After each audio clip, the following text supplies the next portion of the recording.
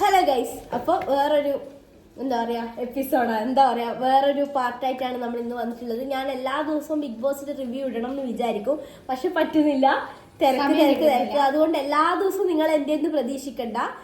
First day ഞാൻ ഇട്ടായിരുന്നു, നിങ്ങൾ കണ്ടെന്നറിയില്ല. കാണാത്തവർ പോയി കാണുക. ഇതിന്റെ ഈ ഫീഡിൽ നോക്കിയാൽ മതി, സംഭവം ഉണ്ടാവും. ഫസ്റ്റ് ഡേ എപ്പിസോഡ് ഇറങ്ങിയ ഉടനെ ഞാനും ശ്രീധരനുള്ള ഒന്നിട്ടായിരുന്നു. പിന്നെ ഇന്നാണ്, ഇപ്പൊ ഒരു 1 വീക്ക് കഴിഞ്ഞില്ലേ, ഇന്നാണ് ഇടാൻ പറ്റിയത്. അപ്പൊ ഇപ്പോഴത്തെ ഒരു സ്റ്റേറ്റ് ഓഫ് കണ്ടീഷനാണ് നമ്മൾ ഡിസ്കസ് ചെയ്യാൻ പോകുന്നത്. അപ്പൊ എനിക്കിപ്പോൾ ഞാൻ അന്ന് ഫസ്റ്റ് എപ്പിസോഡിൽ ഞാൻ പറഞ്ഞത് എനിക്ക് റെനേനെയാണ് ഇഷ്ടം എന്നാണ് പറഞ്ഞത്. ഇപ്പോഴും സ്റ്റിൽ ഞാൻ അതിൽ തന്നെ ഉറച്ചിരിക്കുന്നത്. റെനയുടെ പെർഫോമൻസ് ഇപ്പൊ കുറച്ച് ദിവസമായിട്ട് കുറച്ച് ഒന്നും കാണാനില്ല. ചിലപ്പോ ക്യാമറയിൽ കാണിക്കാനായിരിക്കും മൊത്തം ഇപ്പൊ അവർക്ക് ചെയ്തു കൊടുക്കാൻ ആൾക്കാരെ ആക്കിയിട്ട് അവര് ചെയ്യിപ്പിക്കുന്ന സാധനം. അപ്പൊ അല്ല, റെന അടിപൊളിയാന്ന് മനസ്സിലായി. പക്ഷെ റെനെ അങ്ങനെ കാണുന്നില്ല. കണ്ടന്റ് അത് അവര് കാണിക്കാത്തായിരിക്കും. പക്ഷെ സ്റ്റിൽ ഇതുവരെ റെന ചെയ്ത കാര്യങ്ങളെല്ലാം നോക്കുമ്പോ ഒന്നും അങ്ങനെ കുറ്റം പറയാനൊന്നുമില്ല. ഇങ്ങനെ പോകുന്നുണ്ട്. റെന എന്റെ പേഴ്സണാലിറ്റി ഇഷ്ടമായി. പിന്നെ ഇങ്ങനെ പോകുന്നുണ്ട്. പക്ഷെ റെനക്ക് കണ്ടന്റ് കുറച്ച് കുറവാന്ന് തോന്നുന്നത്. പറയാനുള്ളത് അനുമോൾ അതൊന്നും കളിക്കുന്നത് ഇങ്ങനെ ഇല്ല. കാര്യത്തിൽ ഇങ്ങനെ കരയാനാണ് അതിൻ്റെ ഉള്ളിൽ പോണ. കരയൂലെന്നൊന്നും ഞാൻ പറയുന്നില്ലേ. നമ്മളാരും വലിയ ധീര ജാൻസി റാണി ഒന്നല്ല, നമ്മളാരും കരയും. പക്ഷെ ഇത് ഒന്ന് പറഞ്ഞ് രണ്ടാമത്തേന് ഇങ്ങനെ കരയാവുക. ആവശ്യത്തിന് കരയണോ? വെറുതെ പോയിട്ട് ഓരോ മൂലക്ക് ഇങ്ങനെ കരയുക. ചിലപ്പോ ക്യാരക്ടർ അങ്ങനെ ആയിരിക്കും, നമ്മൾ അധികം ജഡ്ജ് ചെയ്യുന്നില്ല.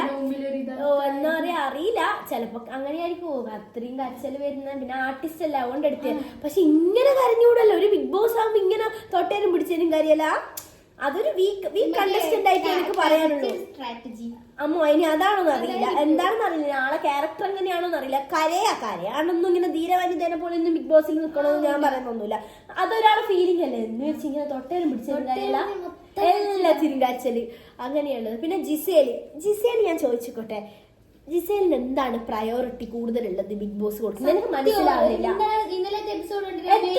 എത്ര ദിവസമായി ഓള് മേക്കപ്പ് ഇടുന്നത്? എന്തുകൊണ്ട് ബിഗ് ബോസിന്റെ ആൾക്കാർ ഇത് കർശനമായിട്ട് നടപടിയെടുക്കും? എനിക്ക് മനസ്സിലാകുന്നില്ല. എനിക്ക് പാർഷ്വാലിറ്റി അനുമോൾ ഇന്നലെ മേക്കപ്പിന്റെ ഫൗണ്ടേഷൻ കറക്റ്റ് കണ്ടുപിടിച്ചിട്ട് പോലും അതെന്നാ പറഞ്ഞ ഓയിലാ മറ്റെന്താ. എത്ര തവണ ലാലേട്ടനെ പോലത്തെ ലാലേട്ടൻ പറഞ്ഞു, ബിഗ് ബോസ് പറഞ്ഞു, ഇത്രയോ തവണ വാണിംഗ് കൊടുത്തു. എന്നിട്ടും ബിഗ് ബോസിനൊരു ആക്ഷൻ എടുക്കാൻ പറ്റുന്നില്ല എന്ന് പറഞ്ഞു കഴിഞ്ഞാൽ അതും പ്രേക്ഷകർക്ക് മനസ്സിലാവുന്നില്ല.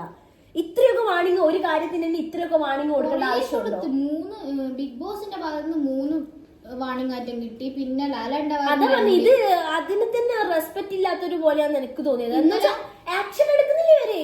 ഇന്നലെ അവരത് പറഞ്ഞേരോ കൂടുതലും ജിസയില് അങ്ങോട്ടേക്ക് മേലെ ആക്ഷൻ എടുക്കണ്ടേ? ഇതിനല്ലോ എടുക്കുന്നില്ല. അതെന്തുകൊണ്ടെന്ന് എനിക്കറിയില്ല. ഫെയർ പ്ലേ ആയിട്ട് എനിക്ക് തോന്നുന്നില്ല.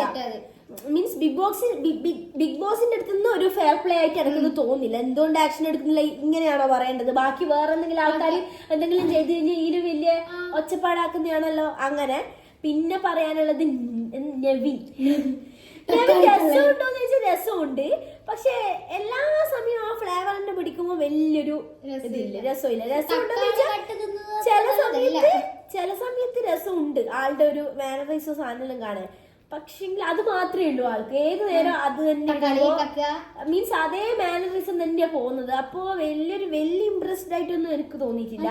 പിന്നെ അനീഷ് സത്യം പറഞ്ഞല്ലേ, എനിക്ക് മനസ്സിലായ കാര്യം എന്താ പറയാ, അനീഷ് ബേസിക്കലി അനീഷിന്റെ ഒറിജിനൽ സ്വഭാവത്തിൽ ചൊറിയനല്ല.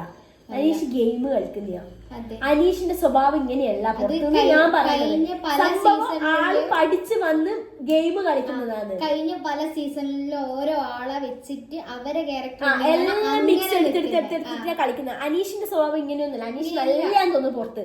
അനീഷ് ഗെയിം കളിച്ച് എങ്ങനെ ഒരാൾ ട്രിഗർ ചെയ്യണം, എങ്ങനെ ഗെയിം കളിക്കണം എന്നെല്ലാം പഠിച്ച് അരച്ചു കലക്കി.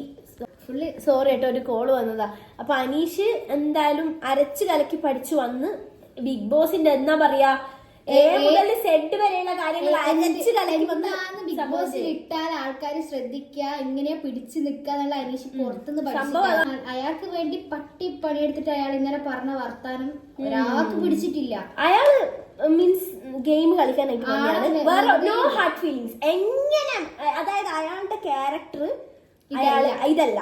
ബിഗ് ബോസില് അയാൾ ഗെയിമർ ആയിട്ടാണ് വന്നത്. അയാൾക്ക് ആരുടെയും നല്ല മനുഷ്യൻ എന്നുള്ള സിമ്പതി വേണ്ട, അല്ലെങ്കിൽ ഇതാണ് എന്റെ സ്വഭാവം എന്ന് കാണിക്കാൻ വന്ന ആളല്ല അനീഷ്. അനീഷ് എന്ന് പറയുന്നത് ഇപ്പൊ ചിലവര് നമ്മളെങ്ങനെയാണെന്ന് കാണിക്കാൻ ബിഗ് ബോസ് നോ, അനീഷ് എങ്ങനെയാണെന്ന് കാണിക്കാനൊന്നുമല്ല ബിഗ് ബോസിൽ വന്നിട്ടില്ല. അനീഷ് ഗെയിം കളിച്ച് എങ്ങനെയെല്ലാം അവിടെ പിടിച്ചു നിൽക്കാൻ പറ്റുമോ, എങ്ങനെയെല്ലാം ബാക്കിയുള്ളവർ ട്രിഗർ ചെയ്യാൻ പറ്റുമോ, ഏത് രീതിയിലൊക്കെ ഗെയിം കളിക്കാൻ വന്നോന്നല്ലോ പ്ലാൻ ചെയ്തിട്ട് വന്നിട്ടുള്ള ഒരാളാണ്. അതൊരു ആസ് എ ഗെയിമർ എന്നുള്ള രീതിയിൽ നല്ലതാണ്.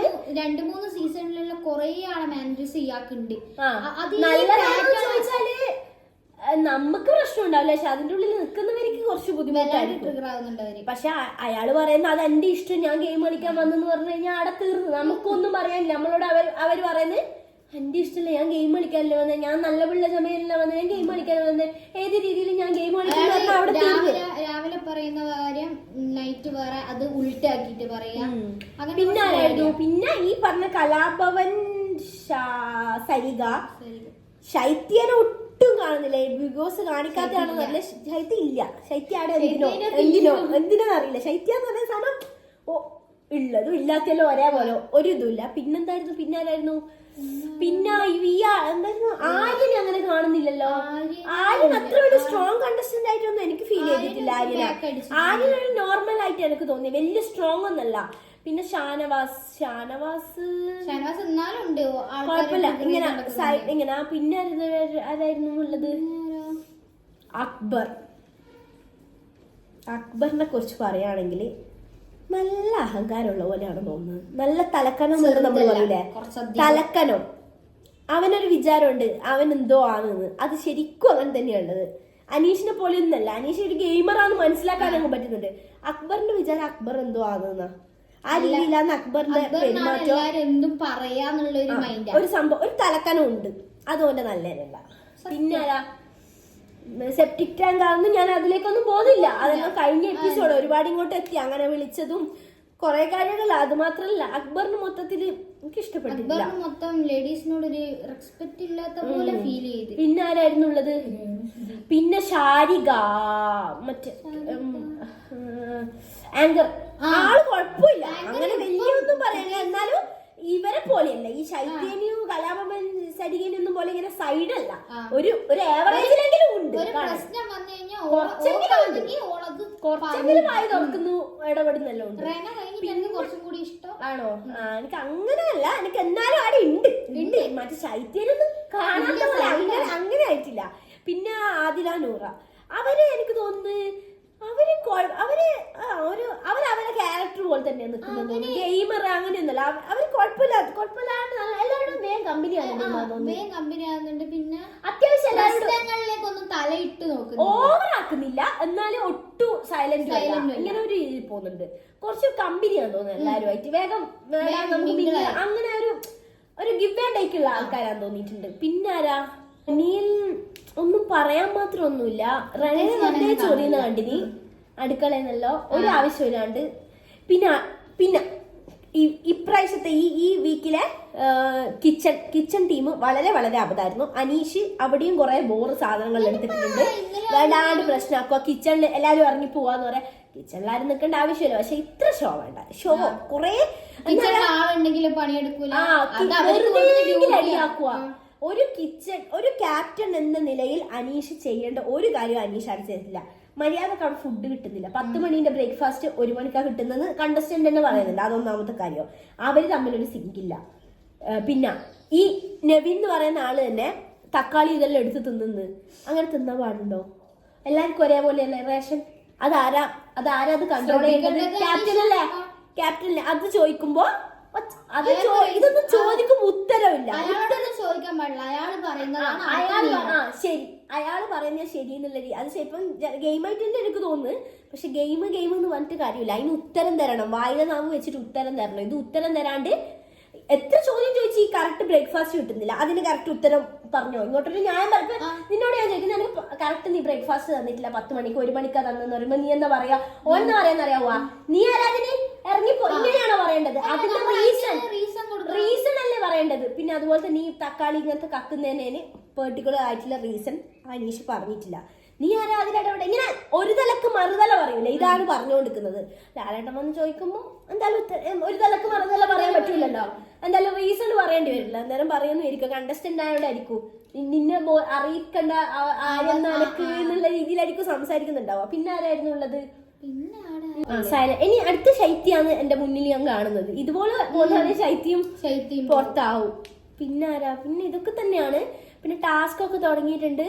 പക്ഷെ ടാസ്കിൽ എല്ലാവർക്കും അങ്ങ് ഇൻവോൾവ് ആവാനാവുന്നില്ല. അവര് പഠിച്ചു വരുന്നേ ഉള്ളൂ തോന്നുന്നു. ഇപ്പത്തെ ടാസ്കും എന്താ പറയാ, ഒരു 4-5 ആള് പുറത്ത് നിൽക്കുക, ബാക്കി അവർക്ക് വേണ്ടിട്ട്. അത് അങ്ങനെയല്ല, എല്ലാരും ടാസ്കിന്റെ അകത്ത് അങ്ങനെ കിട്ടുന്നില്ല.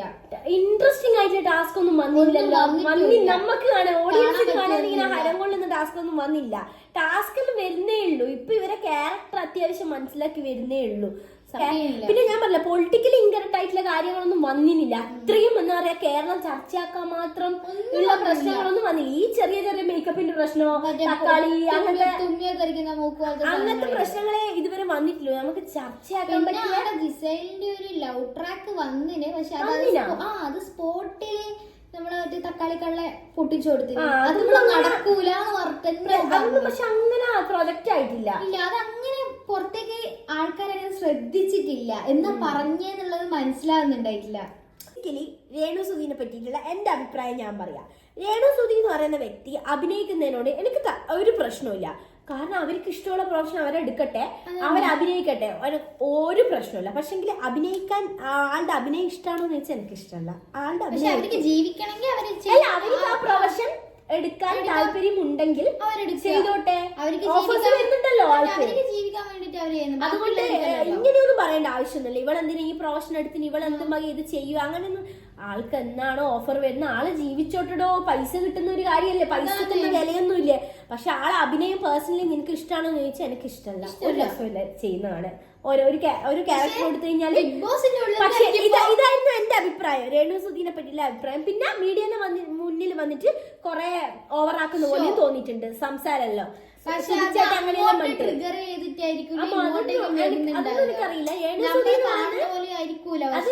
രേണു സുധി എന്ന് പറയുന്ന വ്യക്തിനെ എനിക്ക് ഇഷ്ടമാണോ എന്ന് ചോദിച്ചാൽ എനിക്ക് ഇഷ്ടക്കേടൊന്നുമില്ല. പക്ഷെ കുറച്ച് ഷോ ആയിട്ട് തന്നെയാണ് തോന്നിയത്. അല്ലാണ്ട് നല്ല നന്മമരൊക്കെ ഒട്ടും തോന്നിയിട്ടില്ല. പിന്നെ ആർക്കും ജഡ്ജൊന്നും ചെയ്യാൻ പറ്റില്ല. ആളോട് അഭിനയിക്കേണ്ടതൊന്നും ആർക്കും പറയാൻ പറ്റില്ല. ആളുടെ ഇഷ്ടമാണ്, എന്ത് പ്രൊഫഷൻ എടുക്കണം, ആൾക്ക് ജീവിക്കേണ്ടതാണ്. പക്ഷെ അഭിനയം ഇഷ്ടമാണോ ഇഷ്ടമല്ല. ഞാൻ ഇതെന്നാ ഞാൻ ഇങ്ങനെ തന്നെ കാണാനുണ്ട്. അയ്യേ ഇവള് ചെയ്യുന്ന രസമില്ല, എന്റെ കണ്ണില് രസമില്ല. പക്ഷെ ആൾക്കത് ചെയ്യാൻ പറ്റൂല, ചെയ്യരുതെന്ന് പറയാൻ പറ്റുമോ? ഒരിക്കലും ചെയ്തോ, വേറെ ആൾക്ക് ഇഷ്ടമായിരിക്കും, എനിക്കിഷ്ടമല്ല. പിന്നെ ഇത്രയായിരുന്നു എന്റെ ഒരു സ്റ്റേറ്റ് രേണു സുധീനെ പറ്റിയിട്ട്. ബിഗ് ബോസിൽ കയറിയതിനു ശേഷം രേണു സുധീന് ഫാനായിരിക്കുന്നു ഞാൻ. എത്രയാ കോമഡി ചിരിക്കേ, കോമഡി പീസ്. ആരല്ലോ ഏതല്ലോ ഇതിൽ പറയുന്ന കേട്ടിന് രേണു സുധി ബിഗ് ബോസിൽ കയറി കഴിഞ്ഞാൽ ഭയങ്കര നെഗായിരിക്കും. നെഗല്ല, ആളിപ്പോ കോമഡി പീസാ. ആള് നെഗൊന്നായിട്ടില്ല. നെഗ് എന്ന് വെച്ചാൽ സൈബർ ബുള്ളിങ് അല്ലേ. സൈബർ ബുള്ളിങ് അല്ല ആയത്. നമ്മളെ ഒരു കോമഡി പീസിനെ കാണൂലേ, ഒരു കോമഡി ഒരു മൂഡിലായിട്ടുള്ള തത്തമ്മയല്ലേ ഏതാ കോമഡി. അത് രേണുസുധി തന്നെ പറയണോ, ഇമിറ്റേറ്റ് ചെയ്തൊന്നും ആവൂല. ഇന്നലെ അക്കുത്തിക്കുത്താനോ മുള്ള ചിരിക്കാനുള്ള സാധനമുണ്ട്. ഇങ്ങനെ റീലില്ലേ, റീല് ഞാൻ ഇങ്ങനെ തോണ്ടുവേ. എനിക്ക് തോണ്ടുമ്പോ രേണുസുധീനെ വരാൻ വെക്കും. ഇപ്പൊ പറഞ്ഞാല് രേണു ആ നാളത്തെ കണ്ടന്റ് കോമഡി ഉണ്ട്. ആള് കോമഡിയാ. എനിക്ക് ചിരി വരുന്നുണ്ട്. എനിക്ക് ആദ്യം പുറത്തൊന്നും ചിരി വരുന്നില്ലേനും എനിക്ക് ഓളെ വർത്താനോ ചിരി വരുന്നുണ്ട്. ഇപ്പത്തെ കണ്ടന്റ് മെയിൻ കഴിഞ്ഞ പ്രാവശ്യം ഒരാള് വർത്താനം പറയുമ്പോ എന്തെല്ലോ ചിരി വരുന്നു, ചിരിയാ വരുന്നത്. കഴിഞ്ഞ പ്രാവശ്യം ഒരാള് ആ ഒരു ഫുൾ സീസൺ കൊണ്ടുപോയി. പക്ഷെ ഈ വർഷം ഒരാളെ കൊണ്ടുപോകാനില്ലേനും. എനിക്ക് തോന്നുന്നത് കൊണ്ടുപോകുന്നല്ല, വായിന്ന് വായിന്നില്ല, അറിയുന്ന പോലും ഇല്ല പുറത്തുനിന്ന് നടക്കുന്നത്. ഓളെ തത്തമ്മയിൽ എടുത്തിട്ട് ഇങ്ങനെ കണ്ടന്റ് ഇടുന്ന ഓളറിയും. ഓളിങ്ങനെ കളകളകളാ പറയുന്നത്, അതിന് നമുക്ക് ചിരി വരുന്നത്. ഇത്രയാണ് കാര്യങ്ങൾ ഉള്ളത്. മെയിൻ ആയിട്ടുള്ള കാര്യങ്ങൾ ഇതാണ്. ഇതൊക്കെയാണ് നമുക്ക് പറയാനുള്ളത്. അപ്പോൾ ഇനി വേറൊരു വീഡിയോ ആയിട്ട് വരാം. എപ്പോഴാണ് ഇനി വീഡിയോ ആയിട്ട് വരുവാന്ന് അറിയില്ല. ഇനി ബാക്കി എന്തെങ്കിലുമൊക്കെ നടക്കട്ടെ നെക്സ്റ്റ് വീക്ക്. എന്നിട്ട് നല്ല ചൂട് വിഷയങ്ങളായിട്ട് വരാം. അപ്പോൾ ഓക്കെ.